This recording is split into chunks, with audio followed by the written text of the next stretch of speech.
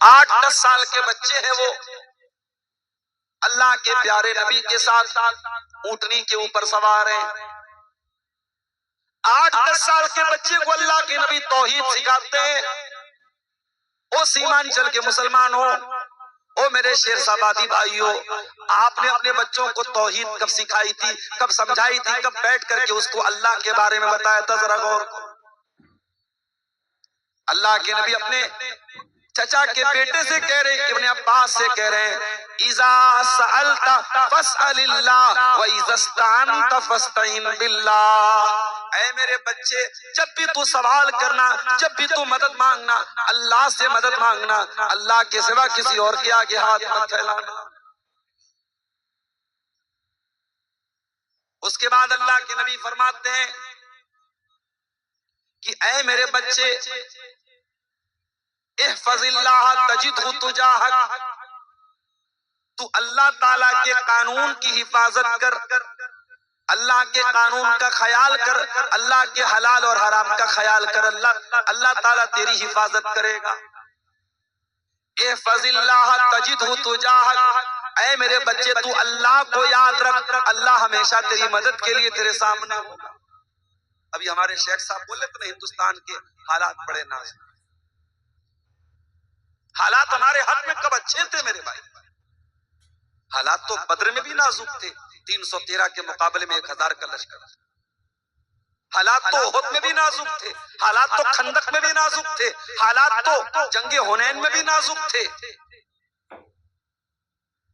آپ جب اپنے آپ کو مسلمان کہتے ہیں تو آپ کو یہ مان کے چلنا چاہیے کہ آپ کانٹوں کے راستے پہ چل رہے ہیں، آپ کوئی پھولوں کی سیج پہ نہیں چل رہے۔ چمی گویم مسلمانم بلرزم کہ دانم مشکلات لا الہ۔ جب میں کہتا ہوں کہ میں مسلمان ہوں، میں کانپ جاتا ہوں، کیونکہ میں جانتا ہوں لا الہ الا اللہ کہنا آسان کام نہیں ہے، اس کے راستے میں بڑی دشواریاں ہیں، بڑے بریکرز ہیں، بڑی رکاوٹیں۔ الف لام میم احسب الناس ان یترکوا ان یقولوا آمنا وهم لا یفتنون۔ اے لوگوں، کیا تم نے یہ سمجھ کے رکھا ہے کہ تم ایمان لے آئے، تم نے کلمہ پڑھ لیا، اب تم کو آزمایا نہیں جائے گا، تم کو چھوڑ دیا جائے گا؟ ایسا ہونے والا نہیں ہے۔ وَلَقَدْ فَتَنَّا الَّذِينَ مِن قَبْلِهِمْ فَلَيَعْلَمَنَّ اللَّهُ الَّذِينَ صَدَقُوا وَلَيَعْلَمَنَّ الْكَاذِبِينَ۔ ہر دور میں ہم نے ایمان والوں کو آزمایا ہے، ہم نے سچوں کو جھوٹوں سے الگ کیا ہے، ہم نے کھرے کو کھوٹے سے الگ کیا ہے۔ ہندوستان کے موجودہ حالات یہ فلٹر کا کام کریں گے، یہ کھرے اور کھوٹے کو الگ کریں گے، یہ حالات بتائیں گے کون اپنے ایمان میں مضبوط ہے اور کون حالات کے تحت سمجھوتا کر رہے۔ آپ ایمان چھوڑ دیجئے، ساری دشمنی آپ سے ختم ہو جائے۔ آپ اسلام چھوڑ دیجئے، لوگ آپ کو گلے لگانے کو تیار ہیں۔ آپ کی مسلمان لڑکیوں کو پھنسانے کے لیے، ان کو اسلام سے دور کرنے کے لیے باقاعدہ پیکج دیے جا رہے ہیں کہ بھئی اتنی مسلمان لڑکیوں کو پھنساؤ، ہم اتنا پیسہ دیں گے، سرکاری نوکری دیں گے، یہ دیں گے، وہ دیں گے، پیکج دیے جا رہے ہیں۔ تو یہ کام آسان نہیں ہے میرے پیارے ساتھی۔ یاد رکھو میرے پیارے ساتھیوں، اتنے نازک حالات میں بھی اللہ کے نبی کی نصیحت یاد رکھنا، احفظ اللہ تجدہ تجاہک، اللہ کو یاد رکھ، اللہ تیرے سامنے موجود ہوگا، اللہ تیری مدد کے لیے موجود ہوگا۔ جتنے بھی نازک حالات آ جائیں، کیا اللہ کے نبی کے اوپر غار ثور میں جو حالات آئے تھے کیا وہ نازک حالات نہیں تھے؟ آپ اپنے یار غار کے ساتھ حضرت ابوبکر صدیق کے ساتھ غار ثور میں ٹھہرے ہوئے ہیں اور دشمن بالکل قریب پہنچ چکا ہے، اتنا قریب پہنچ چکا ہے۔ حضرت ابوبکر صدیق کہتے ہیں اللہ کے نبی، لو نظر احدهم تحت قدمیہ لابصرنا، اگر انہوں نے ذرا سا نیچے دیکھ لیا ہم پکڑ لیے جائیں گے، ہم گرفتار ہو جائیں گے۔ اے اللہ کے نبی ہمیں کون بچائے گا؟ آپ نے بڑے اطمینان سے جواب دیا، اے ابوبکر لا تحزن ان اللہ معنا، اے ابوبکر ڈرو نہیں، اے ابوبکر گھبراؤ نہیں، اللہ ہمارے ساتھ ہے، اللہ ہمارے ساتھ ہے، ہم اللہ کے دین کے لیے نکلے، اللہ کے کام کے لیے نکلے، اللہ ضرور ہماری مدد کرے گا۔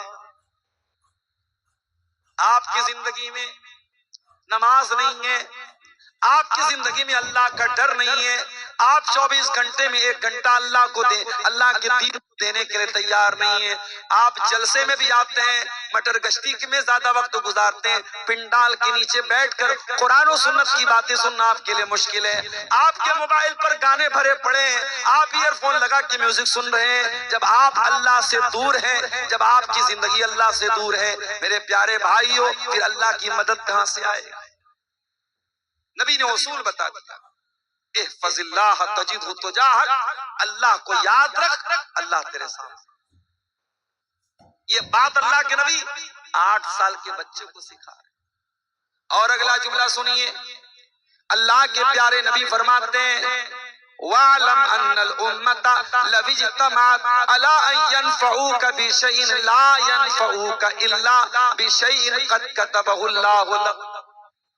اے میرے بچے، ساری دنیا مل کر کے اگر تجھے کوئی فائدہ پہنچانا چاہے، تیرا کوئی فائدہ نہیں پہنچا سکتی سوائے اس کے جو تیرے مقدر میں لکھا ہے۔ ہماری مسجدیں بن گئی، ہماری عیدگاہ بن گئی، ہم نے کاغذ کیوں نہیں ٹھیک کیا؟ ہم نے یہ سوچا صاحب فلاں کی سرکار ہے، وہ ہمارے بڑے فیور میں ہے، بڑے ہمارے حق میں ہے، ہمیں ضرورت نہیں۔ آپ نے یہ کیوں بھول گیا کہ اس ملک میں آپ کو جو کام کرنا ہے قانون اور سنویدھان کے دائرے میں کرنا ہے، اور ابھی 5 دسمبر کی لاسٹ ڈیٹ ہے، تمام وقف کی جتنی پراپرٹیز ہیں اس کو پورٹل پہ چڑھانے کے لیے مسلمان ابھی بھی چادر تان کے سوئے۔ کتنی مسجدیں ہیں، کتنے قبرستان ہیں، کتنی عیدگاہیں ہیں، ابھی تک ان کا کوئی ڈاٹا پورٹل پہ چڑھایا نہیں گیا ہے، اور جو متولی ہے، جو ذمہ دار ہے، وہ آرام سے سو رہا ہے۔ سرکار نے کلیئر کر دیا 5 تاریخ کے بعد ہم کوئی اس بارے میں سنوائی نہیں کریں۔ تو بھائیوں، آپ بیمار ہوتے ہیں تو یا اللہ شفا دے دے، یا اللہ شفا دے دے، یا اللہ شفا دے دے، یہ وظیفہ پڑھنے سے آپ ٹھیک نہیں ہوتے۔ آپ ڈاکٹر کے پاس جاتے ہیں، دوا لیتے ہیں، علاج کراتے ہیں، اس کے بعد آپ اللہ سے کہتے ہیں اللہ تو شفا دے۔ آپ روزی روٹی کمانے کے لیے دکان کھولتے ہیں، شٹر کھولتے ہیں، کاؤنٹر پہ بیٹھتے ہیں، اس کے بعد اللہ سے دعا کرتے ہیں اللہ کسٹمر بھیج دے، میری روزی میں برکت دے دے، تب اللہ تبارک و تعالیٰ آپ کو روزی دیتا ہے۔ دنیا دارالاسباب ہے، آپ یہاں چپ چاپ ہاتھ پیر کے توڑ کے بیٹھ کے دوسروں کے بھروسے رہیں گے تو یہ دنیا یاد رکھیے، یہ دنیا کا اصول ہے، یہ دنیا دوسروں کو کچل کر کے آگے بڑھنا جانا۔ اللہ کے نبی ہمیں ایک اصول بتا رہے ہیں کہ اگر اللہ تبارک و تعالیٰ نے آپ کے مقدر میں کوئی فائدہ لکھا ہے تو دنیا کی کوئی طاقت روک نہیں سکتی ہے، اور ساری دنیا مل کر کے اگر آپ کو کوئی نقصان پہنچانا چاہے، کچھ بگاڑنا چاہے، لا یضرک الا بشیء قد کتبہ اللہ علیک، آپ کا کوئی نقصان نہیں پہنچا سکتی آپ کو سوائے اس کے جو اللہ نے آپ کے مقدر میں لکھا۔ آپ اپنی مضبوطی کر لیجئے، اپنے حالات کو ٹھیک کر لیجئے، اپنی تمام چیزوں کو درست کر لیجئے، اس کے بعد بھی اگر کوئی اس ملک کے ناگرکوں کو اس ملک سے نکالنے کی بات کرے گا تو پھر اس کے بعد ہم دیکھیں گے کہ ہمیں کون سا قدم اٹھانا ہے۔ ظاہر ہے کہ ہم اتنے بزدل اور کمزور بھی نہیں ہے کہ ہماری جان و مال اور ہماری عزت و آبرو پر حملہ ہو اور ہم خاموش بیٹھے رہیں، یہ تو نہیں ہو سکتا۔ اللہ کے پیارے نبی صلی اللہ علیہ وسلم نے اگر کوئی انسان اپنے سیلف ڈیفنس میں، اپنی آتم رکشا میں اگر کوئی لڑتے ہوئے مر جائے، اللہ کے نبی نے اسے شہید کا درجہ دیا۔ من قتل دون نفسه فهو شہید، من قتل دون ماله فهو شہید، جو اپنے مال کو بچانے کے لیے اپنی جان کی حفاظت کرتے ہوئے اگر قتل ہو جائے تو اللہ کے نبی نے اس کو شہید کا درجہ دیا ہے۔ تو اسلام آپ کو بزدلی نہیں سکھاتا ہے، معاف کیجیے۔ اور یہ جو کلمہ ہم پڑھتے ہیں، کلمہ توحید لا الہ الا اللہ، یہ کلمہ بھی ہمیں بہادر بناتا ہے۔ اس کلمے کو پڑھنے کے بعد میرے پیارے بھائیوں، اس کلمے پر ڈٹے رہنا ہے، جمے رہنا ہے، حالات جیسے بھی آ جائیں اس کلمے سے پیچھے نہیں ہٹنا ہے۔ جو پیچھے ہٹ جائے وہ اپنے ایمان کی خیر بنائے، وہ مسلمان نہیں ہے۔ ان الذین قالوا ربنا اللہ ثم استقاموا تتنزل علیہم الملائکۃ الا تخافوا ولا تحزنوا وابشروا بالجنۃ التي کنتم توعدون۔ جو لوگ اللہ کو اپنا رب مانتے ہیں اور پھر اس کے اوپر ڈٹ جاتے ہیں، اللہ کے فرشتے آ کر کے ان کو تسلی دیتے ہیں کہ تم ڈرو نہیں، تم پریشان نہ ہو، اللہ کی مدد تمہارے ساتھ ہے، تمہیں غمگین ہونے کی کوئی ضرورت نہیں ہے، تمہیں پریشان ہونے کی کوئی ضرورت نہیں ہے۔ اگر دنیا میں تم پریشان بھی رہو گے، ہلاک بھی ہو جاؤ گے، آخرت میں تم کو جنت ملے گی، تمہیں پریشان ہونے کی کوئی ضرورت نہیں ہے۔ میرے پیارے بھائیوں، حضرت بلال کو کون بھول سکتا ہے؟ ان کا مالک امیہ بن خلف ان کو تپتی ریت پہ لٹا دیا کرتا تھا، سینے پر گرم پتھر رکھ دیتا تھا اور ان کو وارننگ دیتا تھا، اے بلال ہم تجھے ٹارچر کرنا بند کر دیں گے، ہم تجھے تکلیفیں دینا بند کر دیں گے، ہم تجھے ستانا بند کر دیں گے، اے بلال بس تو محمد کے دین کو چھوڑ دے، تو اسلام کو چھوڑ دے، تو توحید کو چھوڑ دے۔ بلال کوئی ہینڈسم اور خوبصورت تو نہیں تھے، بلال کالے کلوٹے تھے، بلال غلام تھے، بلال حبشہ کے رہنے والے تھے، مگر بلال کے کالے سینے میں جو دل تھا وہ دل بڑا روشن، بڑا نورانی تھا، وہ دل اللہ کی توحید سے بھرا ہوا تھا، وہ دل اللہ کی محبت سے بھرا ہوا تھا۔ بلال کا سینہ چھلنی ہو رہا ہے، بلال کی پیٹھ عرب کی تپتی ریت پر پگھل رہی ہے، مگر بلال کی زبان سے کیا نکلتا ہے؟ بلال کہتے ہیں احد احد، میرا اللہ ایک ہے، میرا رب ایک ہے، میرا معبود ایک ہے، اس ایک اللہ کی توحید کے ساتھ میں کوئی سمجھوتا کرنے کو تیار نہیں۔ حضرت خبیب بن عدی کو دیکھو، سولی پہ چڑھایا جا رہا ہے، سولی پہ چڑھانے کے پہلے خبیب سے کہا گیا ہے خبیب کیا تو تیری کوئی آخری خواہش ہے تو پوری کر لے۔ خبیب نے کہا میں 2 رکعت نماز پڑھنا چاہتا ہوں، کب پڑھ لے۔ خبیب نے وضو بنایا، 2 رکعت نماز پڑھی اور بہت ہلکی نماز پڑھی اور سلام پھیرنے کے بعد کہا اے مکہ کے کافرو، اگر مجھے اس بات کا ڈر نہ ہوتا کہ کہیں تم یہ نہ سمجھو کہ میں موت کے ڈر سے نماز کو لمبا کر رہا ہوں، میں تھوڑی اور لمبی نماز پڑھتا۔ اس کے بعد خبیب کو سولی پہ چڑھانے کی تیاری ہو گئی، خبیب کی جان لینے کی تیاری ہو گئی۔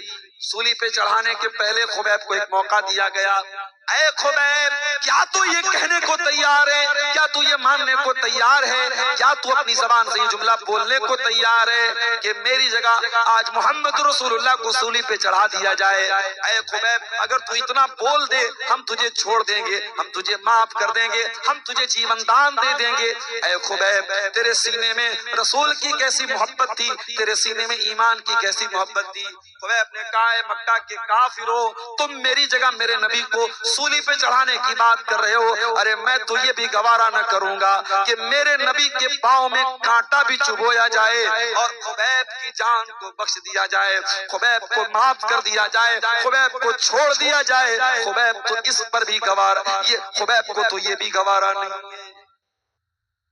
یہ توحید کی برکت ہے، توحید انسان کو ہمتی بناتا ہے۔ حضرت سمیہ کو دیکھو، ہے تو وہ ایک عورت، دنیا والے کہتے عورت بڑی کمزور ہوتی ہے، عورت بڑی جذباتی ہوتی ہے، عورت بڑی نازک ہوتی ہے۔ میں کہتا ہوں اگر عورت ایمان والی بن جائے، توحید والی بن جائے، اسلام والی بن جائے، یہ پہاڑوں سے زیادہ مضبوط بن سکتی ہے۔ سمیہ بوڑھی ہو چکی ہیں، جوان بیٹا ان کا عمار ہے اور ان کے شوہر یاسر ہیں۔ باپ شوہر کے سامنے بیوی اور ماں کے سامنے بیٹے کو یہ دھمکی دی جا رہی ہے، ابو جہل یہ دھمکی دیتا ہے اے سمیہ بنت خیاط اگر تو نے اسلام نہ چھوڑا، اگر تو نے محمد کا دین نہ چھوڑا، اے سمیہ ہم تیرے بدن کے کپڑے اتار دیں گے، ہم تجھے مادر ساتھ ننگا کر دیں گے، ہم تجھے سر سے پیر تک ننگا کر دیں گے، نروست کر دیں گے، تیرے بدن کے کپڑے اتار دیں گے۔ سمیہ بنت خیاط اسلام چھوڑنے کو تیار نہیں، توحید سے سمجھوتا کرنے کو تیار نہیں، محمد کا دین چھوڑنے کو تیار نہیں۔ بالآخر ابو جہل نے سمیہ کو ننگا کر دیا، جوان بیٹے کے سامنے اس کی ماں کو برہنہ کر دیا اور بڑی بے دردی سے برچھی مار کے حضرت سمیہ کو شہید کر دیا۔ اسلام کی راہ میں پہلا خون بہانے والی اگر کوئی عورت ہے وہ سمیہ بنت خیاط ہے۔ میرے پیارے بھائیوں، ایک عورت ہونے کے باوجود سمیہ نے جان تو دے دی مگر ایمان سے سمجھوتا نہ کیا۔ سمیہ نے قیامت تک آنے والے مسلمانوں کو یہ میسج دیا، وہ توحید پہ چلنے والوں، حالات سے گھبرا نہ جانا، حالات سے پریشان نہ ہو جانا، اگر تم توحید والے ہو تو اپنے کلیجے کو مضبوط کر لینا۔ توحید آپ کو مضبوط بنا، توحید کا ماننے والا